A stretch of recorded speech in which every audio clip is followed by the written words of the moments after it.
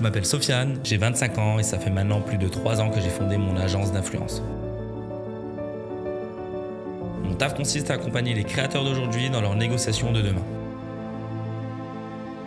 Aujourd'hui, j'en vis pleinement. Je parcours le globe à la quête de souvenirs et rencontres inoubliables.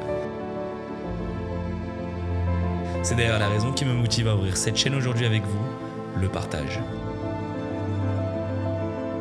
Mais comment j'en suis arrivé là? Remontons un tout petit peu le temps. Voici mon histoire.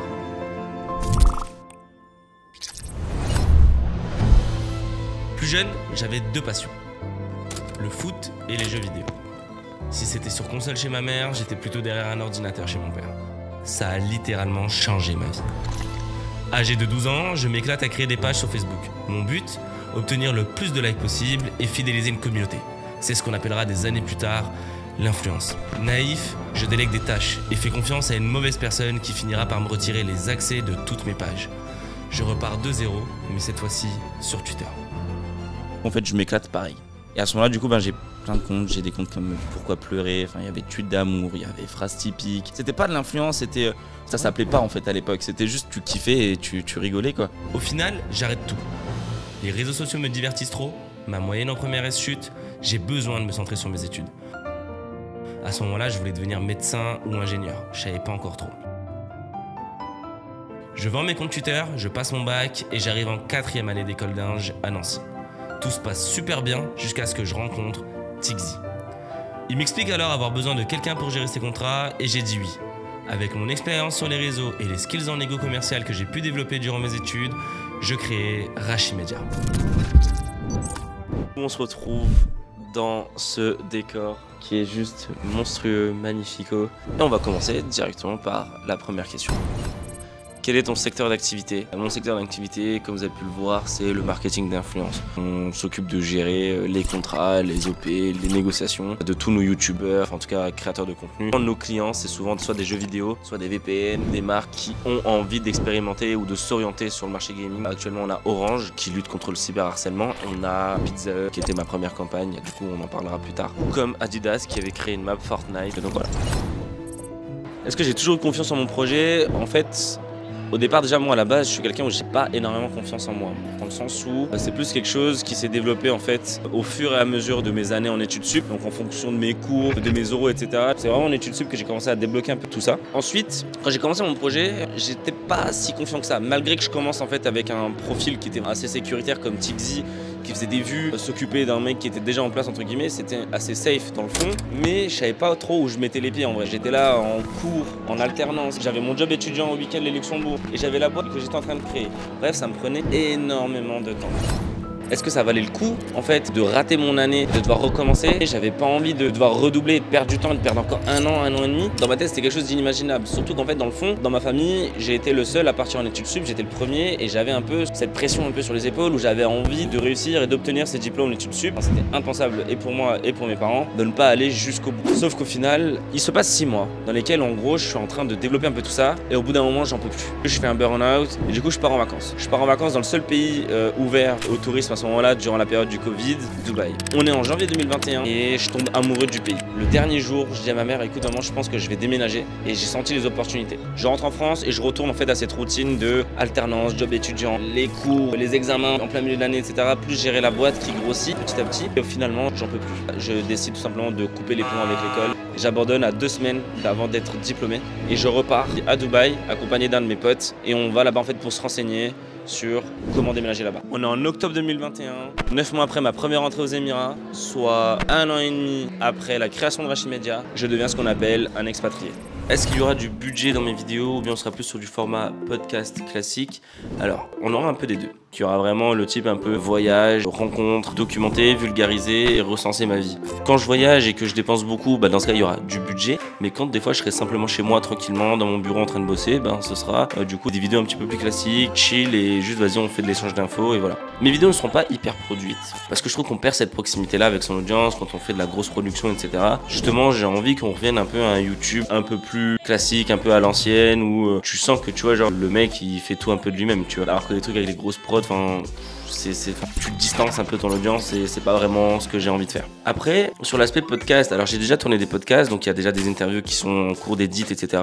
En gros, il y aura plusieurs thématiques. Il y aura une thématique un peu plus entrepreneuriale avec des amis à moi de Dubaï qui seront dispo pour partager leurs expériences, leur vécu et les conseils qu'on pourra communiquer avec vous. Et de l'autre, vraiment un côté vraiment très influence, là où on évoquera la fame, le bad buzz, les hauts, les bas, les coups de mou, qu'engendre en fait la vie d'un youtubeur comme Tixzy ou Ademi Bilal qui seront présents avec moi et on leur posera des questions, que ce soit les backstage de YouTube, des montages, des vidéos, des appels vraiment pas du tout attendus. Donc des fois en gros je vloguerai solo, mais des fois je serai aussi accompagné d'un monteur, cadreur avec moi, comme là en l'occurrence avec Thomas. Je pense qu'en vrai de vrai, il y a énormément de sujets tabous qui n'ont jamais été mis sur le devant de la scène, qui sont peut-être intéressants à révéler au grand public entre guillemets, pour que vraiment tout le monde puisse vraiment comprendre ce qui se passe en fait derrière tout ça, derrière YouTube, derrière les projecteurs, derrière simplement des vues et des chiffres.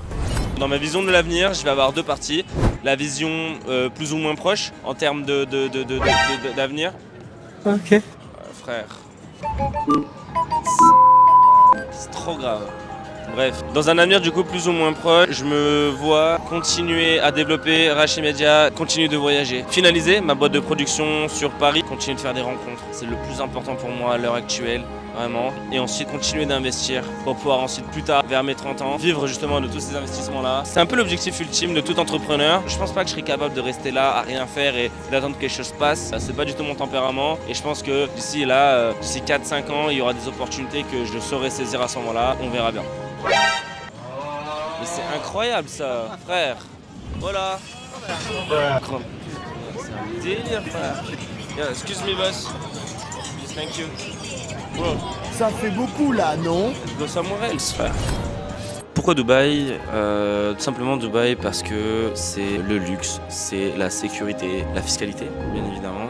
On va pas faire semblant. C'est aussi les rencontres, mais les rencontres d'un autre niveau. Dubaï, c'est un entonnoir. Si tu vis à Dubaï et que tu y restes, c'est que forcément tu es une high value person, c'est que ton business tourne et que tu fais les choses bien. Cette ville filtre les personnes, mais une fois que tu y es, tu es avec un groupe d'entrepreneurs très successful.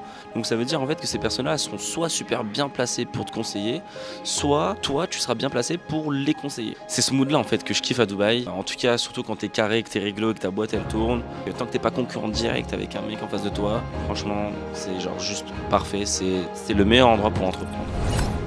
Ma première campagne d'influence, ça a été Pizza Hut. Donc ils nous avaient contactés pour organiser en fait un tournoi France versus Belgique pour tout simplement les aider à se développer sur la partie de gaming. Donc en gros, on avait fait un duo Tixzy et Noward versus Meshwe et Srambad. Donc Tixzy, Meshwe et Srambad faisaient partie tous les trois de Prism à l'époque. Et pour ceux qui ont la flemme de taper sur la barre de recherche, je vous mets le lien juste ici. J'ai littéralement eu ce premier contrat 48 heures après avoir mis en place la boîte mail Rachi Media sur les réseaux de Tixzy. Donc c'est dire la puissance du profil, surtout à ce moment-là. En tant que client Pizza Hut, c'était quand même vachement sympa de les avoir pour mon premier contrat d'influence. Ça m'a du coup poussé en fait à prêter plus attention à tout le business qu'il pouvait y avoir autour du gaming. Parce que je me disais mais attends mais Pizza Hut, qu'est-ce qu'ils ont à faire avec le gaming? Et au final, tu te rends compte que toutes les marques se positionnent dans ce domaine-là parce que c'est un milieu qui est très engagé. Ça m'a aussi permis de comprendre plusieurs choses, c'est qu'à la base, la marque, elle est venue pour Tixzy, mais ils recherchaient des profils en France pour faire du coup le côté France versus Belgique. On avait déjà clos côté belge, il nous fallait des profils français. Bref, j'avais tout intérêt à récupérer un maximum de budget chez moi. Donc c'est pour ça que du coup, grâce à Tixzy, j'ai proposé Meshwe et Srambad qui ont accepté cette campagne-là. C'était important pour nous en tant qu'agence de se positionner dès le départ avec plusieurs profils. Quand je passe sur Dubaï, est-ce que t'es chaud à ce qu'on se fasse un resto? Complètement. En fonction de mes dispos et de ce que je fais et de là où je suis, parce que si je suis pas à Dubaï, ça va être compliqué. N'hésitez pas à m'envoyer un message. Vous avez mon Insta qui s'affiche juste ici. Je serai ravi d'échanger avec vous. Fais une vidéo 24 heures dans ma vie. Alors, déjà principalement, toute ma chaîne, tu seras déjà dans ma vie. Mais ouais, je ferai un jour vraiment une vidéo complète. Vraiment une journée type Rachi Media. Bon, la vérité, je la tiens pas tout le temps. Mais on essaye en tout cas de s'y tenir. Je la ferai et on verra. D'ailleurs, dites-moi en commentaire quel type de vidéo vous aimeriez voir. Que je puisse voir ce qu'on peut faire, ce qu'on peut pas faire, etc. En fonction de ce qui vous plaît, ce que vous attendez de moi. Comment j'en suis arrivé jusque-là? Est-ce que j'ai eu un parcours particulier? Alors, pas vraiment. Si j'en suis arrivé jusque-là, c'est simplement l'envie, la motivation, ma détermination. Simplement, je me suis mis à 2 200% dans ce que je voulais faire et je l'ai fait et ça a marché pour moi. D'ailleurs, c'est un conseil que je vous donne. Si vous voulez vous lancer, vous voulez faire quelque chose de vous-même, n'y allez pas à moitié. Il faut y aller à 200%. Donc là, on a reçu un message. Franchement, ce genre de message, ça me fait grave plaisir. Je suis grave content, honnêtement, de recevoir des messages comme ça. J'en reçois quand même pas trop mal. J'ai très peu de jalousie dans mes DM, beaucoup d'encouragement, donc c'est lourd. Donc franchement, ça fait grave plaisir. Non, les vidéos comme Squeezie, c'est pas possible, c'est beaucoup trop de budget pour le moment. Peut-être que d'ici 1 an, 2 ans, ou j'en sais rien, 3 mois, si YouTube explose et que ça marche super bien pour moi. Mais les gars, je pense que vous vous rendez pas compte du budget qu'il y a derrière les vidéos de Squeezie. Alors il y a eu Joyka récemment qui a annoncé que son budget vidéo c'était 200 000 €. Et là, nous, on vient de faire une vidéo avec Ademi Bilal qui nous a coûté 130. On verra le rendu. La vidéo sortira en février, d'ailleurs, spoiler. Est-ce que c'est bon pour vous? Est-ce que j'ai directement obtenu du soutien de ma famille ou de mes amis? Ma famille, ouais, ça a été quasiment instantané et en vrai, la seule chose là où ma mère était un petit peu réticente, c'était plus sur l'abandon de mes études. Sinon, dans le fond, elle voyait que je gérais assez bien ma vie, que j'étais quelqu'un d'assez carré et structuré et que je procédais étape par étape, donc franchement, elle n'avait pas vraiment de soucis à se faire.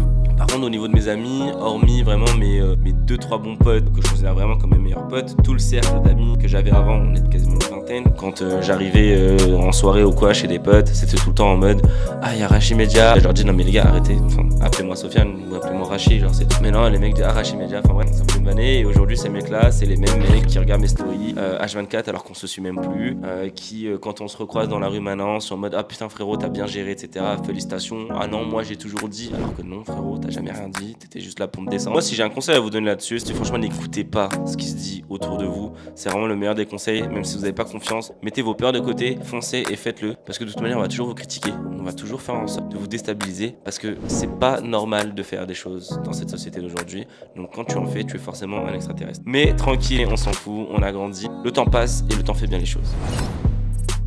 Le meilleur moyen de te financer, c'est simplement de t'instruire et d'être complètement dédié à ce que tu fais. Il n'y a personne qui m'a aidé, personne m'a donné de l'argent pour lancer ma boîte, il n'y a certainement pas de papa-maman derrière moi, solo. Au-delà de ça, j'ai surtout très bien géré la création et la structuration de ma boîte. J'ai créé des fichiers Excel qui résument énormément de data, énormément de données. En un clin d'œil, je peux vérifier pas mal de choses. Et tout ça, en fait, c'est simplement de l'auto-education sur YouTube, sur Google, dans des forums, etc. pour pouvoir perfectionner, améliorer et me faire gagner du temps un maximum. Et aujourd'hui, je m'autofinance typiquement sur ce genre de vidéos avec ce genre de format, avec des vidéastes que je peux me permettre d'amener avec moi sur New York. Mais tout ça, c'est simplement le fruit d'énormément de travail et du coup de beaucoup d'heures de nuit blanche. Et c'est important aussi d'instaurer une certaine rigueur dans ton travail. À partir du moment où tu commences à faire certaines choses, tu as énormément de responsabilités et si t'es pas capable de te lever pour toi-même, bah continue de te lever pour quelqu'un d'autre. Si tu n'es pas discipliné, tu n'y arriveras pas. Comment se créer les bons partenariats? Alors ça, c'est une très bonne question, c'est hyper important d'en parler. Pour moi, un très bon partenariat, une très bonne collab, c'est tout simplement une ADN d'une marque qui fit super bien avec l'ADN d'un influ.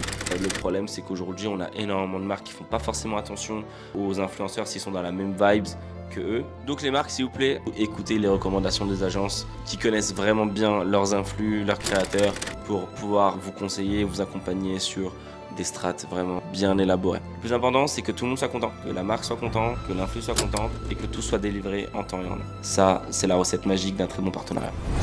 Mon point le plus important dans mon lifestyle, ce qui me fait vraiment kiffer, c'est les rencontres. En vrai, je suis quelqu'un d'ultra sociable et de très curieux dans la vie. En fait, je m'intéresse toujours à tout et surtout aux gens, à leur vécu, à leurs expériences, à ce qu'ils ont pu accomplir, tout leur parcours pour que je puisse m'imprégner un maximum de tout ça et pouvoir anticiper en fait plus tard le chemin vers lequel je vais me diriger si jamais je suis confronté à telle ou telle situation. Mon travail me permet aujourd'hui d'être libre géographiquement et financièrement parlant, ce qui me pousse énormément à voyager, voire même un peu trop des fois. Au-delà des expériences plus ou moins folles que j'ai pu vivre, je vous souhaite à tous de connaître cette sensation, vous savez, de retrouver en fait une partie de toi de telle et telle valeur chez une personne totalement inconnue qui s'est retrouvée au même endroit que toi, au même moment, par le simple fruit du hasard.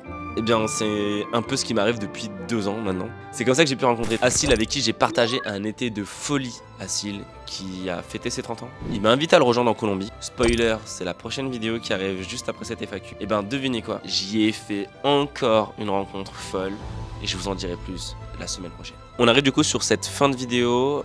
Aujourd'hui, j'ai besoin de votre force. Donc, commentez, likez, partagez, c'est le plus important pour moi. D'ailleurs, je vous laisse avec ce teaser de la prochaine vidéo et je vous dis à très vite. Tout sauf, j'ai privatisé une île. Je comprends pas, y'a un hasard. On va danser. Ça va pas? Je viens de louper mon avion là. On achète une île en fait, c'est ça le truc. C'est n'importe quoi.